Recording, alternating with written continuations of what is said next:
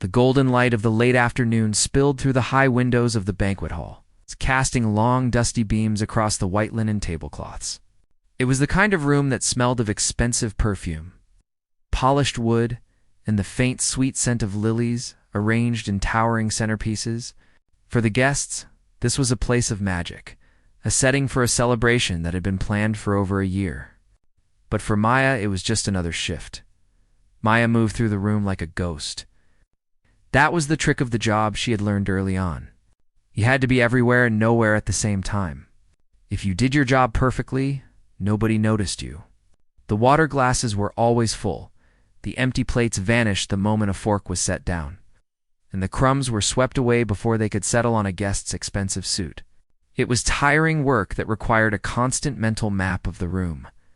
Keeping track of who needed what without ever making eye contact that lasted too long, she adjusted the strap of the heavy black apron around her waist, smoothing down the front of her white blouse. Her feet were already beginning to ache in the stiff black shoes she had bought specifically for this job, but she pushed the feeling away. Tonight was a big wedding. The guest list was huge, which meant the tips had the potential to be good. Provided she didn't make a mistake, a soft melody drifted through the air.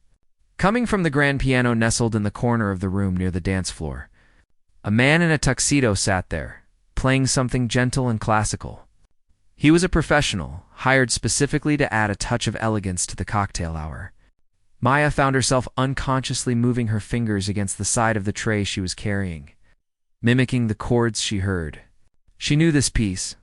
It was Chopin.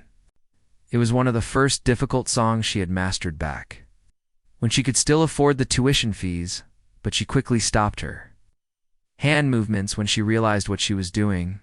She wasn't here to play. She was here to serve. She looked around the room, seeing the clusters of people laughing, hugging, and sipping champagne. They were in a different world than she was. In their world, music was something you hired people to create for you in the background. In her world, music was a luxury she had to leave behind to pay rent. She approached a table near the front where a group of older guests were sitting. They were deep in conversation, their voices rising and falling with the rhythm of old stories. Maya stepped in quietly, her pitcher of water hovering over the glasses. She poured with a steady hand, the liquid glugging softly, not spilling a single drop on the pristine tablecloth. She moved on to the next glass, then the next. No one looked up. No one said thank you. She was just part of the furniture, a utility in a black apron. It wasn't that the guests were mean necessarily. It was just that, in a setting like this, with so much excitement and emotion, people who worked there became invisible. It was a barrier Maya had grown used to. It was safer this way, she told herself. Being invisible meant you didn't get drawn into the drama. You just watched it happen. She walked back toward the kitchen, weaving through the maze of tables. The energy in the room was shifting. The sun was dipping lower, casting orange and purple shadows across the walls. The formal stiffness of the arrival was loosening up as people found their drinks. The piano player changed the tempo to something slightly more upbeat, a jazzy tune that seemed to make everyone tap their feet in the kitchen. The noise was intense. Chefs were shouting orders, pots were clanging, and servers were rushing back and forth. Maya grabbed a fresh tray of stuffed mushrooms and spinach puffs. The heat from the kitchen hit her face as she balanced the tray on her shoulder. Pushing the heavy swing door open with her hip to step back into the cool banquet hall, she scanned the crowd. This was the hardest part of the night, the cocktail hour. Everyone was standing up, moving around, networking, and catching up. It was like trying to serve a swarm of bees. She took a deep breath and dove in. Appetizers, she offered, holding the tray steady as a young couple grabbed a few mushrooms. They smiled at her, a brief flash of kindness, before turning back to each other. Stuffed spinach warm, she said to a group of men in suits. They took the food without breaking their conversation. It's about stock markets and golf games. Maya worked her way around the perimeter of the room. She was good at this. She had a way of sensing when someone was about to turn so she wouldn't crash into them. She kept a polite smile plastered on her face, even though her legs were screaming for a break. She watched the way the women danced in their glittering heels and the way the men loosened their ties. It was beautiful in a way, a glimpse into a life of ease that she observed but never touched. Eventually, the crowd began to thin out near the buffet tables as people made their way to their assigned seats for the dinner. Maya saw this as her chance to clear some of the empty glasses before the toasts began. She moved toward a table where a few guests had left their champagne flutes. As she leaned over to collect them, her eyes drifted again toward the piano.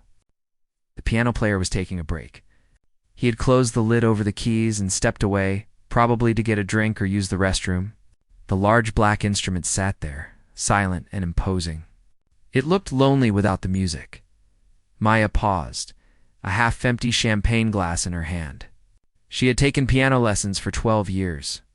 Her mother had worked 2 jobs to pay for them, believing that music was the only way out of their struggle, and for a while it seemed like she was right. Maya had won competitions. She had played recitals in halls much fancier than this one. But life had a way of getting in the way. Scholarships fell through, bills piled up, and her mother got sick. The piano had been sold years ago to pay for hospital bills. Now, the only time she touched keys was when she walked past a music store in the mall and dared to press her fingers against the glass window. She looked around to make sure. No one was watching her. The guests were all focused on the head table, waiting for the bride and groom to enter. Maya reached out with her free hand, hovering her fingers just inches above the smooth black surface of the piano lid. She could almost feel the vibration of the notes she wasn't playing. A loud burst of laughter from a nearby table snapped her back to reality. She quickly pulled her hand back and grabbed the rest of the glasses, stacking them with a clink. She was being foolish, she thought. She was a server. That was her role tonight. The dream of being a musician was a ghost from a past life. Something she needed to stop haunting herself with. She turned toward the kitchen, the tray heavy in her hands. The room was buzzing with anticipation. She moved through the tables, her eyes fixed on the swinging doors that led to the safety of the back of house. She just wanted to drop these off and maybe grab a glass of water for herself. She didn't know that in just a few minutes. The quiet rhythm of her shift was about to be completely shattered. Near the bar, a man was waving his hand in the air, trying to get the bartender's attention. He was louder than the others, his tie already undone, his face flushed with the early effects of an open bar. Maya saw him out of the corner of her eye and instinctively changed her path to avoid him. She recognized the type. He was the kind of guest who would treat the staff like they were personal servants and find a problem with everything. She kept her head down, focusing on the pattern of the carpet under her feet. Just get to the kitchen, she told herself. Just 10 more feet. But as she tried to slip past, the man turned, his eyes locking onto her black uniform. He didn't see a person. He saw someone who could fix his boredom, and he had no idea that by targeting her, he was about to change the entire mood of the wedding. The heavy kitchen door swung shut behind Maya, cutting off the noise of the banquet hall and replacing it with the clattering of pots and the sharp shouts of the line cooks. She set the tray down on a stainless steel counter with a sigh, rolling her shoulders to work out the tension that had settled there. For a moment, she just stood still, enjoying the brief anonymity of the back-of-house area where nobody expected her to be invisible. Here she was just another worker, sweating and tired. "You okay, Maya?" asked the bartender, a guy named Kevin who was busy slicing lemons with terrifying speed. "Yeah, just the usual pre-dinner rush," she replied, forcing a smile. "My feet are killing me, though." "Join the club," he said, sliding a plastic cup of ice water across the counter to her. "Drink up. It's going to be a long night. The groom's family is already rowdy." Maya took the cup gratefully, the cold water soothing her dry throat. She leaned against the counter for a second longer than she should have, watching the digital clock tick forward. She knew she couldn't hide back here forever. The main course would be out soon, and the tables needed to be cleared of appetizers and reset for the next service. She wiped her hands on her apron, took a deep breath, and pushed the door open to step back into the elegance of the reception. The atmosphere in the hall had shifted. The sun had fully set, and the room was now glowing with the warm, golden light of the chandeliers. The energy was looser, messier. The cocktail hour was officially over, and the open bar was doing its job. Laughter was louder, Voices were sharper, and groups of guests were standing in tight knots, blocking the aisles. Maya navigated through them like a ship in a storm, murmuring, "Excuse me and pardon me." As she squeezed between bodies in suits and sparkling dresses, she made her way to the far side of the room, near the large windows that looked out over the darkened gardens. This was where some of the younger guests, friends of the couple, were gathered. They were clearly having a good time, their ties loosened and their drinks held high. But as Maya approached, she noticed one man who stood out from the rest. He was standing near the edge of the dance floor, swaying slightly even though there was no music playing at the moment. He was a broad-shouldered guy with a face that was flushed a deep red, clearly the result of too much whiskey. His hair was messy, and he held a half-empty tumbler in one hand, gesturing wildly with the other as he complained to a poor woman in a blue dress, who looked like she was desperately trying to find an exit to the conversation. Maya recognized him immediately. It was Tom. He was a friend of the groom, or perhaps a distant cousin. She wasn't sure, but she had been watching him all night. He was the kind of guest who treated the wedding like his own personal playground. He had been loud during the speeches, rude to the photographer, and generally acted like the rules of polite society didn't apply to him. Maya had been successfully avoiding him all evening, but now he was standing right in the path of the tables she needed to clear. She tried to stay low. She moved to a table behind him, turning her back to him as she began stacking the small appetizer plates. She worked quickly, the ceramic clinking softly, hoping her silence would act as a shield. It's dead silence. Tom's voice boomed suddenly, making Maya jump.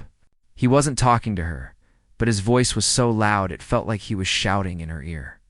How is a party supposed to start with no music? This is ridiculous. The band is on break, Tom, someone nearby said patiently. They'll be back in 10 minutes. I'll wait. 10 minutes? In 10 minutes, the mood will be dead. I want to dance now, Tom complained, slurring his words slightly. He took a swig of his drink and looked around the room, his eyes squinting as he searched for a solution to his boredom. Maya kept her head down. She could feel the tension rising in the people around him. Conversations were pausing. Guests were glancing at each other with that shared look of discomfort that says, "Here we go again." Tom spun around, his shoes scuffing against the polished floor. His gaze landed on the grand piano, sitting silently in the corner. It was a beautiful instrument, sleek and black, reflecting the crystal light fixtures above. The hired pianist was nowhere to be seen, probably taking a much-needed break backstage. The lid was open, exposing the strings and keys. It's looking like an open invitation. Tom stared at it for a moment, a slow, drunk idea forming in his head. Then he looked away from the piano and scanned the room for someone to execute his brilliant plan. His eyes skipped over the other guests, people who were clearly too important or too dressed up to bother with. Then his gaze fell on the only person in the area who was working. He saw Maya. She was bent over the table, her black uniform blending into the shadows, clearing plates with efficient speed. "Hey, you!" Tom shouted, pointing a finger at her. Maya froze. Every instinct in her body told her to keep working, to pretend she hadn't heard him over the noise of the room. She grabbed another stack of plates and turned toward the kitchen, moving briskly. No, don't ignore me," Tom said, taking a wobbly step toward her, blocking her path. "Hey, server girl, come here." Maya stopped. She couldn't just walk past him. He was standing right in front of her. She forced herself to look up, keeping her expression neutral and professional, even though her heart was starting to beat a little faster. She could smell the alcohol on him from 3 feet away. "Yes, sir." "Can I help you?" she asked, her voice steady. "You can help me," Tom said, a sloppy grin spreading across his face. He looked back at the piano, then at her. "I bet you can't play that thing." The question came out of nowhere. Maya blinked, confused for a second. She glanced at the piano, then back at him. I'm sorry." "The piano," Tom shouted, gesturing wildly again. "There's no music. It's boring. You work here, right? You guys are supposed to entertain us. Play a song." A few people nearby stopped talking. The woman in the blue dress looked relieved that Tom's attention was no longer on her. Ow. But now she was watching Maya with sympathy. Maya felt the blood rush to her cheeks. This was a nightmare scenario. Being singled out by a drunk guest was bad enough, but being mocked about her skills was worse. "I'm a server, sir," Maya said politely, clutching the stack of plates tighter to her chest. "I don't play, and I really need to get these to the kitchen." "Oh, come on." "Don't be shy," Tom laughed. He nudged the guy standing next to him. "Look at her. She looks like she's got secret talents. Don't you?" The guy laughed awkwardly, not wanting to make eye contact. "Just leave her alone, man." No, I'm serious," Tom insisted. He reached into his pocket and pulled out a crumpled wad of cash. It was a mix of bills, mostly 20s and a few ones. He peeled off a 20 and held it out toward Maya, waving it in the air. "I bet you $20 you can't even play chopsticks. I bet you don't even know where middle C is."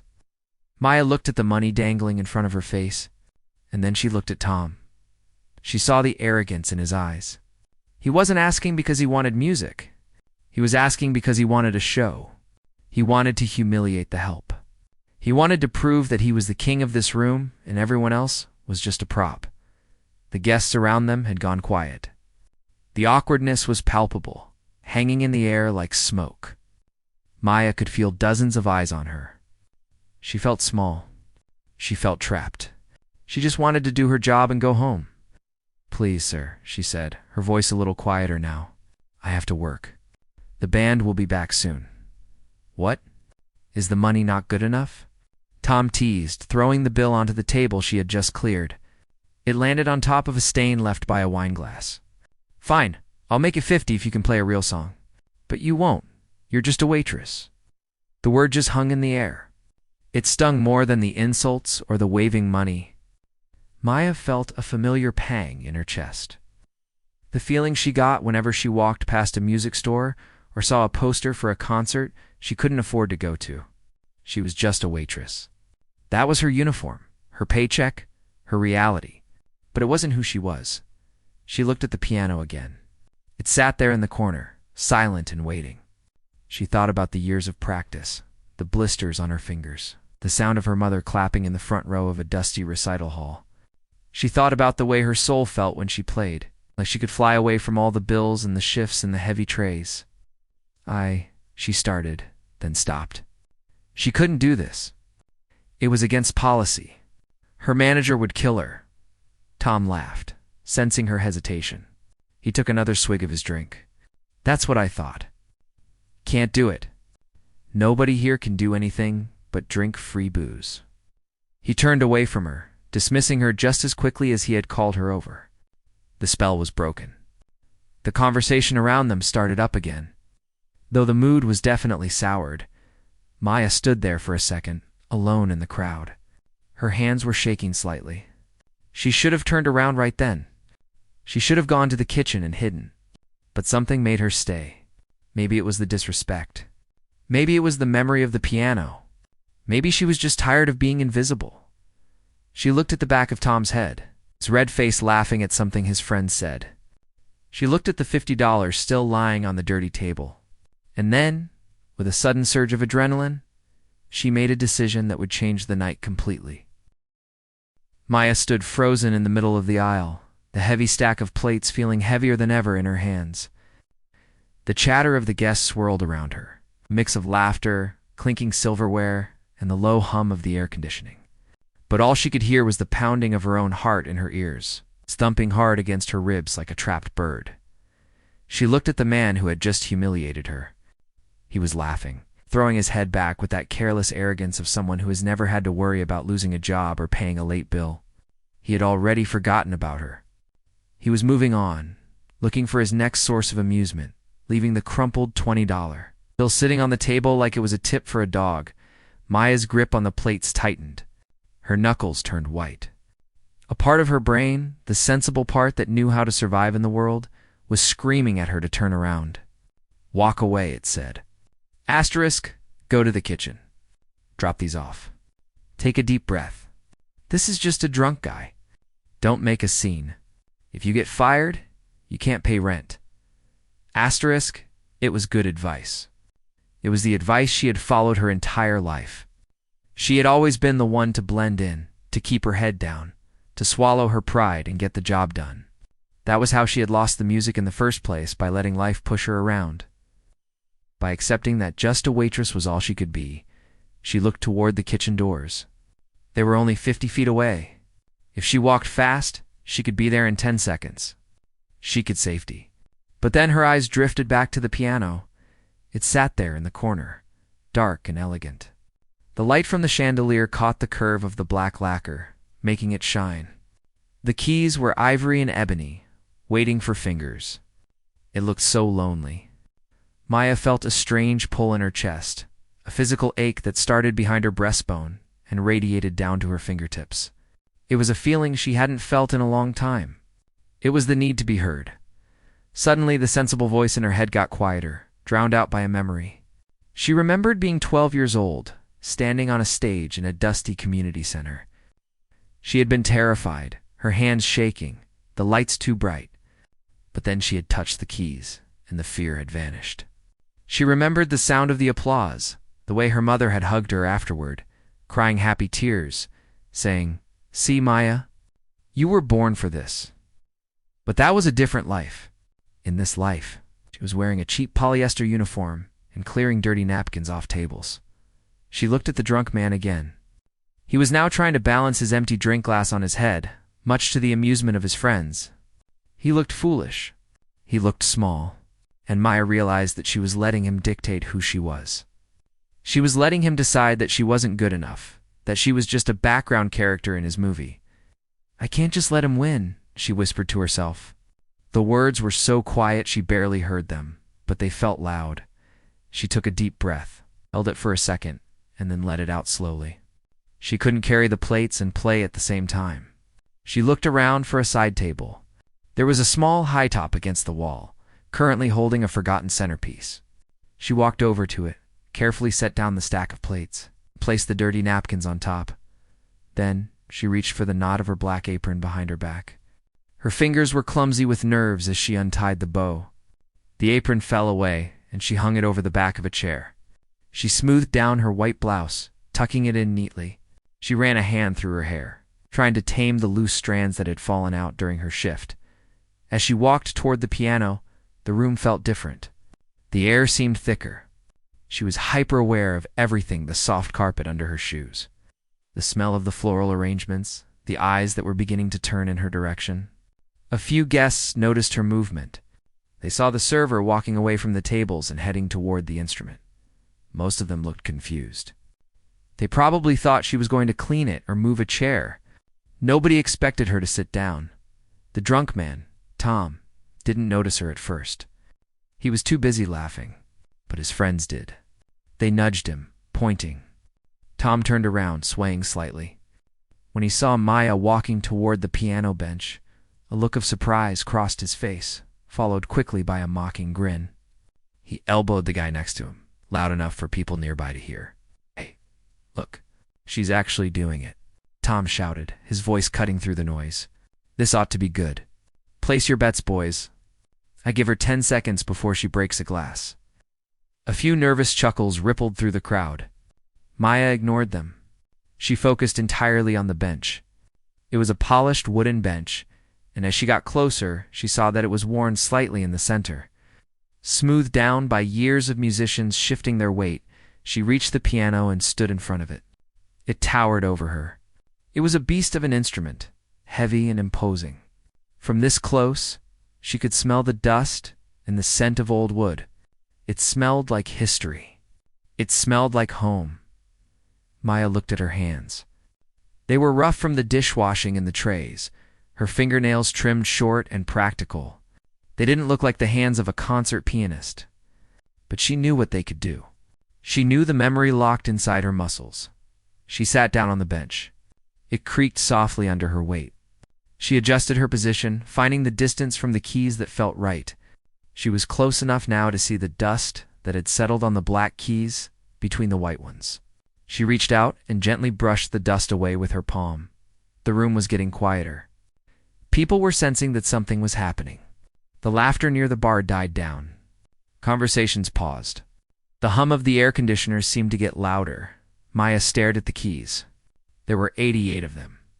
Infinite possibilities hidden in black and white. She felt a wave of panic crash over her. Asterisk, what am I doing? She thought. Asterisk, I haven't played seriously in years. I'm going to embarrass myself. I'm going to lose my job. Asterisk, her hands hovered over the keys, trembling slightly. She felt the weight of 100 eyes on her back. The pressure was immense.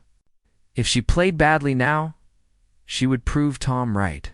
She would be a joke, but then she closed her eyes for a brief second. She blocked out the lights, the smell of the food, the drunk guy behind her. She remembered the feeling of the music.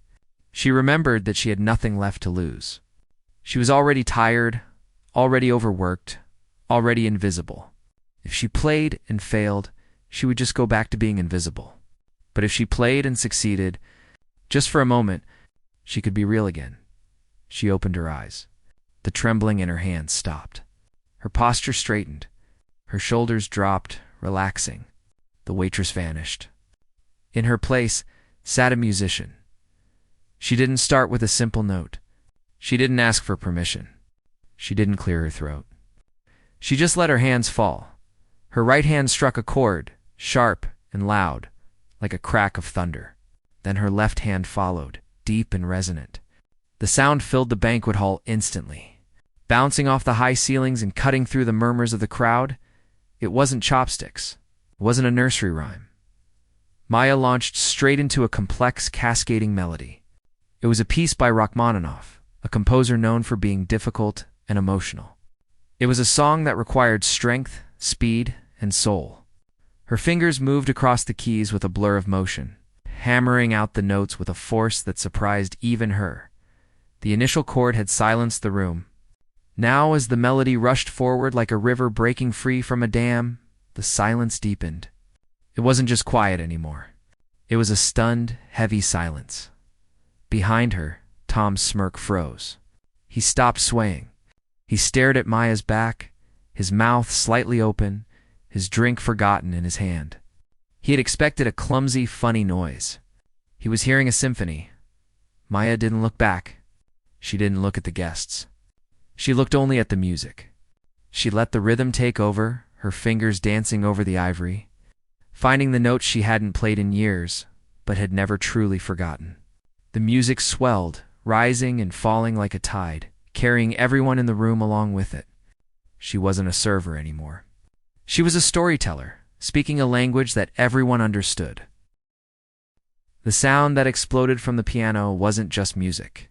It was a physical force that seemed to push the air right out of the room. Maya's fingers were moving so fast, they were almost a blur.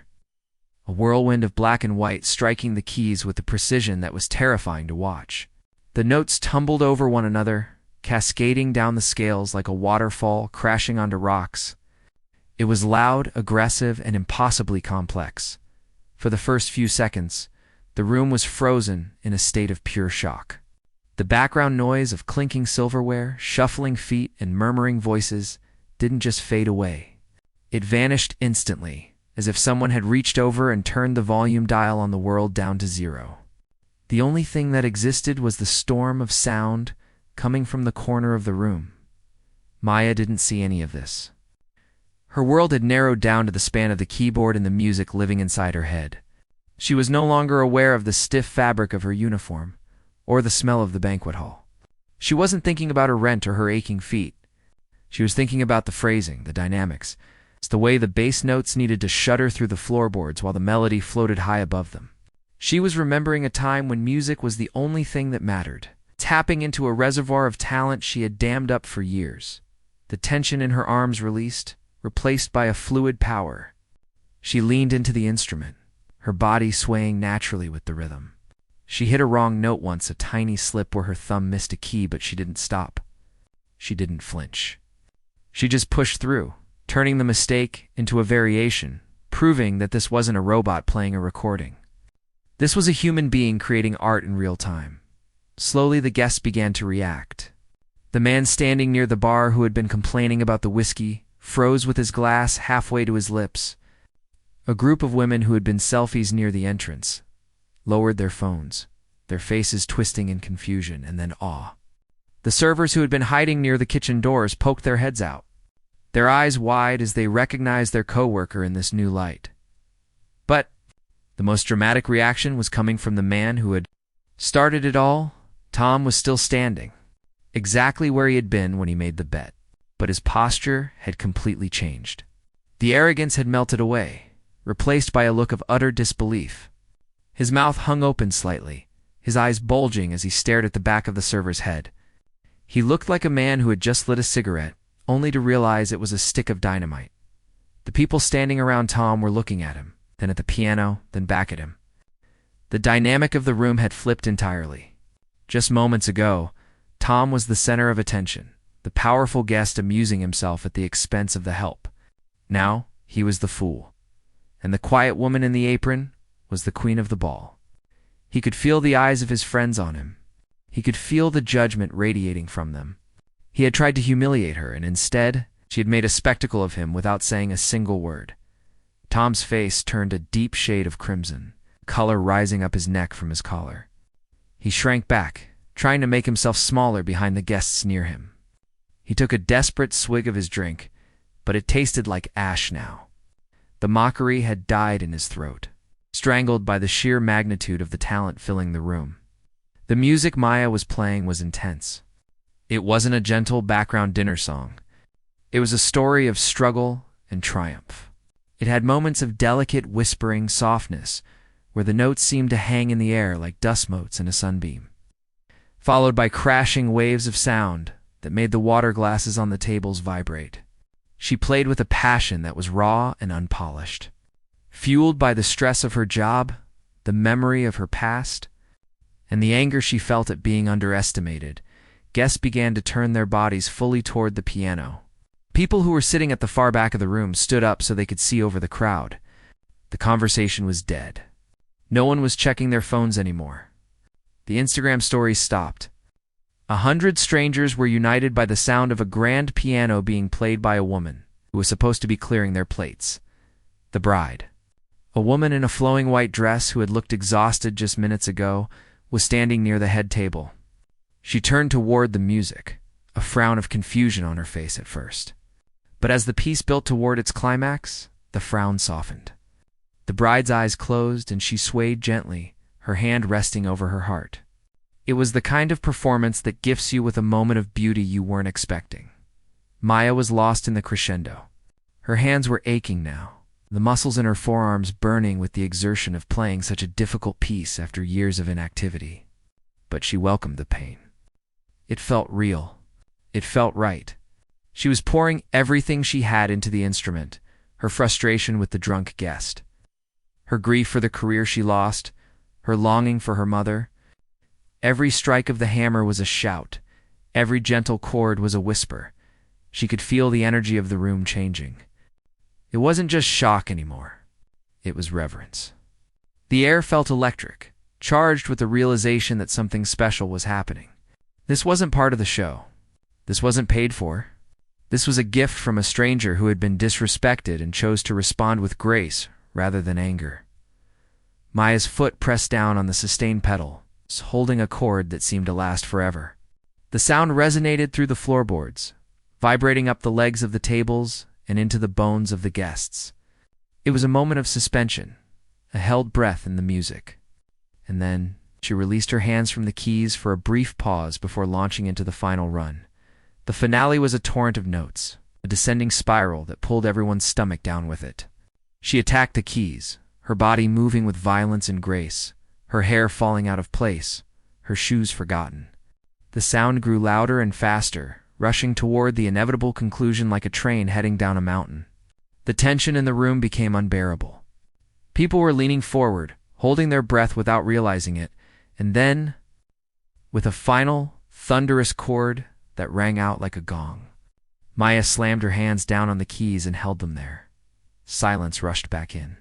But this wasn't the same silence as before. It wasn't an empty silence waiting to be filled with chatter. It was a heavy, awestruck silence. The sound of the piano seemed to echo in the high rafters of the hall, hanging in the air like a veil.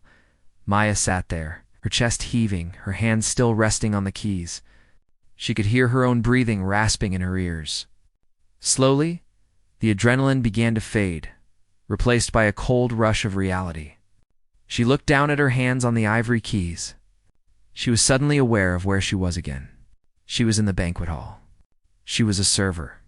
She had just made a scene. Fear pricked at the back of her neck. Asterisk. What did I just do? She thought. Asterisk. I'm going to be fired. I crossed the line. Asterisk. She started to pull her hands away, tending to stand up, grab her apron, and run for the kitchen before anyone could say anything. She expected the manager to come storming out. She expected the guests to go back to their drinks and laugh at the crazy waitress who thought she could perform. But before she could move, a sound came from the back of the room. It was the sound of a single person clapping. Then, quickly, it was joined by another, and then another. It was the groom. He was standing near the dance floor, clapping his hands together loudly, a huge grin on his face. Within seconds, the applause spread. It wasn't just polite clapping. It was a roar. The guests were stomping their feet, whistling, cheering. The woman in the blue dress was wiping tears from her eyes. Even the servers near the wall were clapping, their faces beaming with pride. The noise washed over Maya, warm and overwhelming. She froze on the bench, her back to the crowd. She couldn't believe it. She slowly turned her head to look, her eyes wide, and then she saw him. Tom. He wasn't clapping. He was standing still, his face bright red, looking smaller than anyone had ever seen him. He looked like he wanted the floor to open up and swallow him whole. He wouldn't meet anyone's eyes. The sight of him, deflated and humbled by the very thing he tried to mock, sent a shockwave of satisfaction through Maya. She didn't feel vindictive, but she felt seen. She turned back to the piano and took a deep, shaky breath. It was over. The gamble had paid off. The roar of the applause was deafening, a wall of sound that hit Maya like a physical wave. It rushed through the high rafters of the banquet hall, bouncing off the crystal chandeliers and the polished floors. For a moment, Maya couldn't move. She sat frozen on the bench, her hands still resting on the keys that were slowly vibrating into silence. Her chest was heaving, her heart hammering against her ribs so hard it hurt. It felt like waking up from a vivid dream to find yourself in a strange place. Unsure of what was real and what wasn't, she had expected anger. She had expected her manager to come storming out of the kitchen, waving his arms and firing her on the spot for disturbing the peace. She had expected the guests to be annoyed that their dinner conversation had been interrupted by a server on a power trip. But this was something else entirely. Slowly, shakily, Maya lifted her hands from the piano keys. The moment her fingers left the ivory, the final echo of the music died out, leaving only the thunderous cheering of the crowd. She turned around on the bench to face the room. The lights were bright, forcing her to squint, but she could see the shapes of the guests clearly. They were standing up, all of them. The room was a sea of smiling faces, hands clapping in the air, people whistling and shouting words she couldn't quite make out. The sight made her head spin. Just 20 minutes ago, these people hadn't even known she existed. She was the invisible girl who filled the water glasses. Now, she was the center of their universe. The transformation was dizzying. Maya instinctively moved to stand up, but her legs felt like jelly. She had to grip the edge of the piano bench to steady herself. She felt a lump forming in her throat, a tightness that made it hard to breathe. She looked out over the crowd, trying to find an anchor, a friendly face in the blur. Her eyes scanned the room and accidentally landed on the spot near the bar where the trouble had started. The drunk man, right, Tom, was still there. But he wasn't laughing anymore. He wasn't holding court or trying to be the center of attention. In fact, he looked like he was trying to make himself disappear. He had shrunk back into the shadows, his face flushed a deep, uncomfortable red. He was looking down at his shoes, his hand clutching his drink so tight his knuckles were white. He didn't clap. He stood perfectly still, looking like a child who had just been scolded in front of the whole class. The friends who had been egging him on were no longer looking at him. They were looking at Maya with expressions of sheer amazement. The dynamic had shifted completely. The bully had been defeated not with fists or harsh words, but with talent and dignity. Seeing him there, small and humbled, gave Maya the strength to finally stand up. She smoothed down her white blouse, realizing for the first time that she was sweating. She felt exposed, standing there in her cheap server uniform in front of a room full of wealthy guests. But she also felt a strange sense of power. She had earned this moment. She had fought for it. She took a small, awkward bow. She didn't know how to bow like a concert pianist. She didn't have a long dress to sweep or a dramatic flourish. She just nodded her head and bent slightly at the waist, hoping they could see how grateful she was. It wasn't a bow for a queen or a president. It was a bow from one human being to another. A thank you for listening. The applause grew louder, if that was even possible. The groom came rushing forward, weaving through the tables, his face beaming. He reached the piano platform and extended his hand toward Maya. Ow, That was incredible, the groom said, slightly out of breath. His eyes were shining, and he looked genuinely moved. I mean, truly. I had no idea. Who are you? Maya hesitated for a second before taking his hand. It was warm and firm. I'm Maya, she said softly. I'm just one of the servers. Just a server? The groom laughed and shook his head. You just saved the party, Maya. That was the most beautiful thing I've heard in years. He turned to the room, still holding her hand, and raised his other arm. Everyone! A round of applause for Maya. The room erupted again. Maya felt her face burning hot, and she pulled her hand back gently. She felt overwhelmed. The adrenaline that had fueled her performance was starting to fade, leaving her feeling shaky and exhausted. She needed to get away. She needed to process what had just happened. I have to get back to work, she stammered, taking a step back toward her chair to retrieve her apron. The guests need their drinks. The groom looked like he wanted to argue, to pull her onto the dance floor, or buy her a drink, but he saw the look in her eyes. He nodded respectfully.